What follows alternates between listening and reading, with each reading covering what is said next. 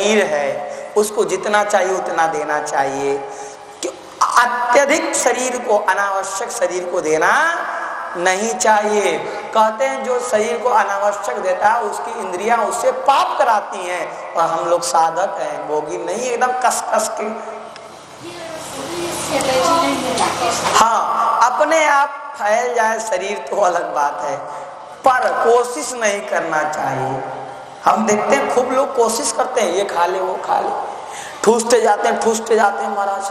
हम तो देख के पकड़ा गया कि ये परेशान नहीं हो रहे।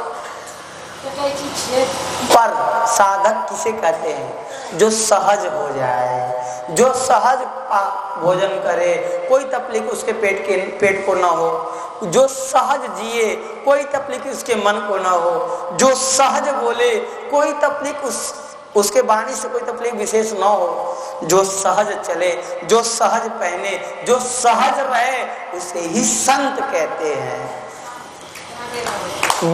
एक तो पत्रिका है हमारे पास, छोटा सा ग्रंथ है, वैराग्य संदीपनी, गोस्वामी तुलसीदास जी ने लिखा है कि सरल वचन, सरल वर्ण, सरल वचन, तुलसी सहज सुभाय, सोई है साचे संत जन, राम भजन लय लाए।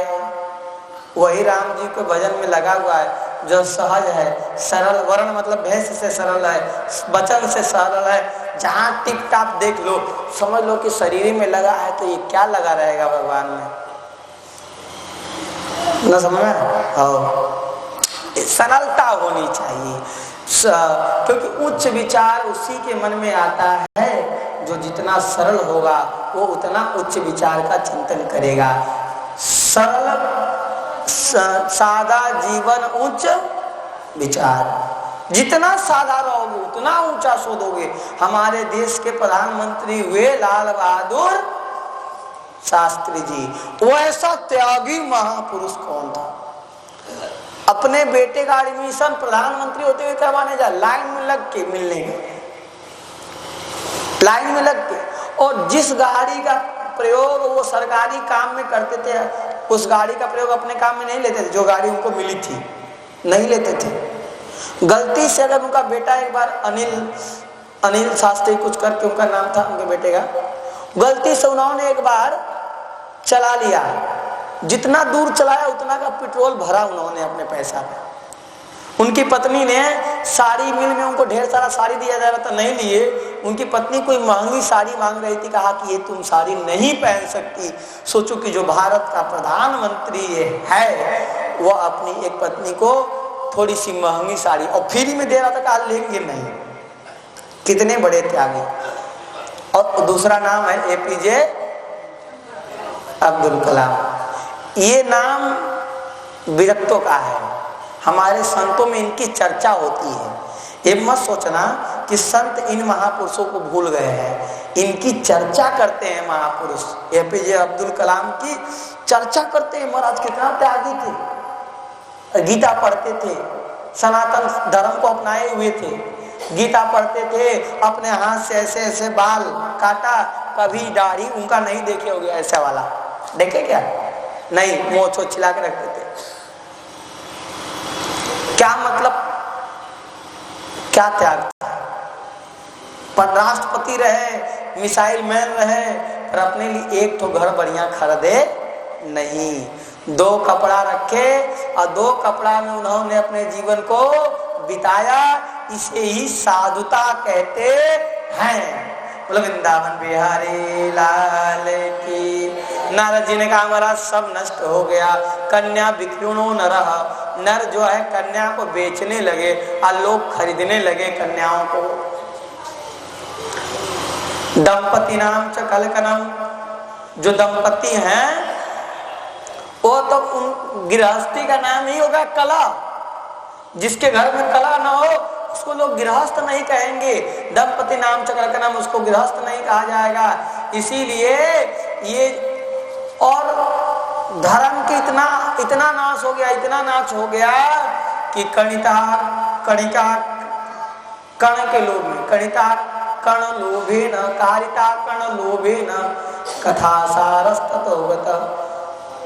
कारिता कर्ण लोभे न कथा सारस्ततोगत।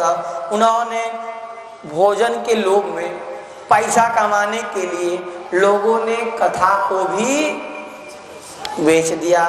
बहुत सारी लड़कियां चल रही एकदम हाई फाई में महाराज, छोटे छोटे बच्चों को भी कथा करने के लिए, जिनको सही बताएं तो सही तो पवित्रता नहीं आता होगा कि कितने बार हाथ धोना चाहिए, कितने बार पैर धोना चाहिए, वो भी कथा कर रहे हैं। किस लिए कर रहे हैं, क्यों कर रहे हैं? अरे पढ़ने का उम्र है, पढ़ ले, 20 साल पढ़, 20 साल तक का कम से कम पढ़ ही ले, 20 से 22 पढ़ लो, उसके बाद करते रहना। हम लोग 24 साल के उम्र में कथा हम शुरू किए हैं, लमसम 27 का उम्र मेरा चल रहा है, 3 साल कथा पूरा हो। वो भी जब संतों ने मांझ धो दिया, साफ करके चमका दिया, तब कहा निकलो अब, नहीं समझ आया? तभी ना अकेले जा पा रहे हैं। वो बच्चा अकेले जाकर कथा कर पाएगा? बताओ, संभव नहीं हो। उन लोग क्या किए हैं, कमेटी वाले ने बैठा दिया कि तुम लोग कथा करो। एक कारिताकार कर्ण लोभे न कथा सारस्ततोगत। आज कलयुग में भी ऐसा हो जाएगा कि लोग कथा में कथा का सार खत्म कर देंगे बेच बेच कर।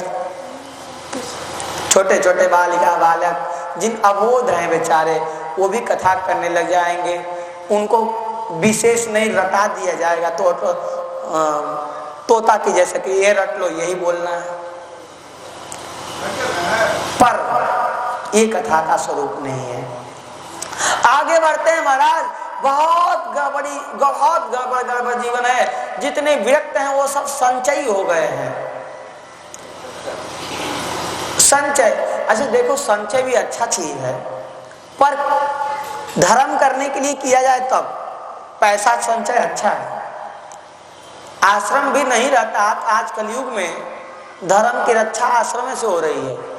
अगर आश्रम बड़े बड़े बने हैं तभी गौ रक्षा हो रही है। आश्रम बड़े बड़े बने हैं तभी माताओं की जो सेवा के लिए खोला गया है वृद्धाश्रम, वो हो रहा है। आश्रम बड़े बड़े बने हैं तो लाखों लोग निःशुल्क भोजन करते हैं। तो आश्रमों का फायदा है कब? जब सेवा में लगा रहे तब। हम लोग सेवा तो कर रहे हैं, हमारे पास अगर धन ना होता तो हम आपके पास आ पाते? संभव ही नहीं था। धन जरूरी है किसके लिए? धर्म के लिए, पर धर्म होना चाहिए। अपने तरफ से कथा कथा सुनाते हुए चल रहे हैं, जो मिल रहा है उसी में लगा रहे हैं, आगे चल रहे, फिर जो मिल रहा है उसी में लगा रहे, आगे बढ़ते बढ़ते बढ़ते बढ़ते ऐसे बढ़ते बढ़ते 1100 तक पहुंचना है। 155वां कथा है महाराज। आगे बढ़ रहे हैं हम लोग भी कथा में। कह रहे हैं नारद जी महाराज क्या कहें, जब मैं भ्रमण करते करते गया वृंदावन, कहा यत्र लीला हरेर्बुध यामुनम तटमापन्नम यत्र लीला हरेर्बुध। जहाँ यमुना जी हैं, जहाँ पे भगवान हरि ने लीला किया है, मैं वहां पहुंचा, यानी वृंदावन में पहुंचे।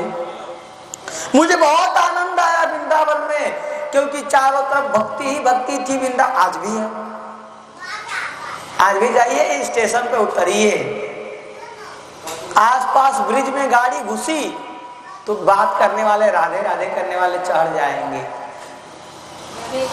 ठीक है, स्टेशन पे कुल्ली से लेकर, भीख मांगने से लेकर, बड़ा से लेकर छोटा से लेकर, अमीर से लेकर गरीब से लेकर, सब राधे राधे करते हैं। वृंदावन में चलना है तो राधे राधे कहना है।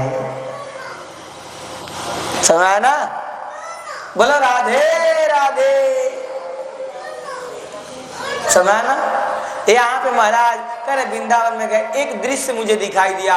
एक स्त्री थी बहुत सुंदर, उसके गोद में 2 बुजुर्ग पुरुषों का मस्तक रख के 2 बुजुर्ग शयन कर रहे थे। उनको देख देख के रो रही थी, और बहुत सारी सुंदर सुंदर स्त्रियां उनकी सेवा कर रही थी।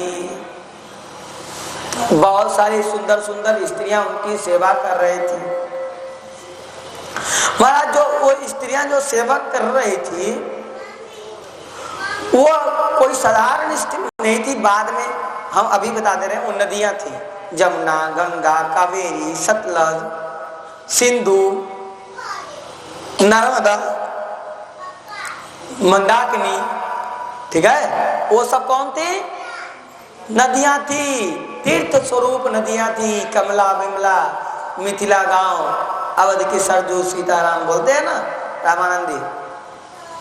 जैसे इधर बहुत सारी बागमती नदी है, गंडकी नदी है, ऐसे बहुत सारी नदियां भक्ति महारानी की सेवा कर रहे। जब मैं पहुंचा महाराज, वह स्त्री खड़ी हुई और खड़ी होकर प्रणाम की।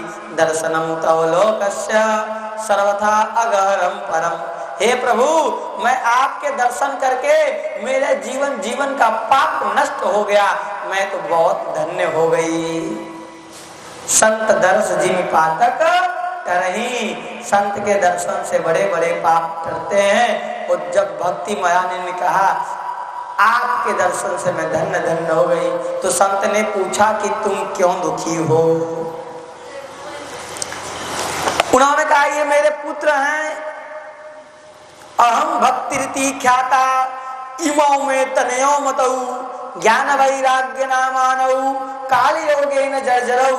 मैं भक्ति हूँ, ये मेरे बेटे ज्ञान और वैराग्य हैं। मैं तो वृंदावन को प्राप्त कर कर वृंदावनम पुनः प्राप्य नवीनेव स्वरूपणी, मैं वृंदावन को प्राप्त करके महाराज नवीन हो गई, जवान हो गई।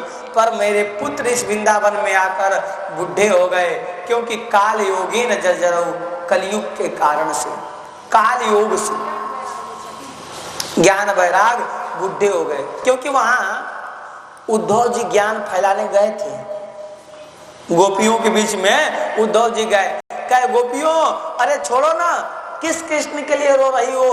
वो परमात्मा जो सब में है, जो सर्वव्यापक हैं, सब जगह हैं, उनके लिए रो रही हो, तुम्हारा रोना व्यर्थ है। तो उद्धव जी से हाथ जोड़ के कह दिया कि उद्धव मन न होई 10-20, एक तो सो गयो श्याम संग को आराधे ईश। उदो मन न होई 10-20, एक ही मन था, वो भी श्याम रंग और श्याम रूप में रंगित हो गया। दो मन होता तो एक मन आपके ज्ञान को भी दे देता। अब ज्ञान के लिए कोई दूसरा मन बचा नहीं है, वैराग्य के लिए कोई दूसरा मन बचा नहीं है। यानी कि वहां पे ज्ञान वैराग को रास्ता दिखा दिया गोपियों ने, क्योंकि सबसे श्रेष्ठ भक्ति होती है, भक्ति से श्रेष्ठ कोई नहीं होता। अब भक्ति क्या होती है मैंने तो बता दिया। श्रद्धा ही फूलेल उबटनौ श्रवण कथा, मैले अभिमान अंग अंगनी छुड़ाई। भक्ति का स्वरूप है, श्रद्धा ही फुलेल है और उबटन ही वो मैल छुड़ाने का साधन है। अभिमान जब जाएगा तभी भक्ति आएगी, जब तक अभिमान जाएगा नहीं तब तक भक्ति आएगी नहीं। महाराज कहते हैं, नारद जी ने पूछा कहाँ तुम्हारा जन्म भूमि है? सोचो, अब भक्ति का जन्म भूमि सुन लो तुम लोग, भक्ति का जन्म भूमि कहाँ है? भक्ति ने कहा मैं द्रविड़ देश में उत्पन्ना द्रविड़े साहम वृद्धिम कर्नाटक गता। उत्पन्ना द्रविड़े साहम वृद्धिम कर्नाटक गता, क्वचिन महाराष्ट्रे गुर्जरे जीर्णांगते। मैं द्रविड़ भारत में उत्पन्न हुई हूँ, यानी दक्षिण भारत में। आज भी भक्ति जितनी दक्षिण भारत में है, पूर्वी भारत में नहीं है, उत्तरी भारत में नहीं है, पश्चिमी भारत में नहीं है। जितनी भक्ति की दक्षिणी भारत में है, आज भी वहाँ वेद पढ़ाया जाता है, आज भी वहाँ वेदज्ञ ब्राह्मण ज्यादा पाए जाते हैं, आज भी त्रिकाल संध्या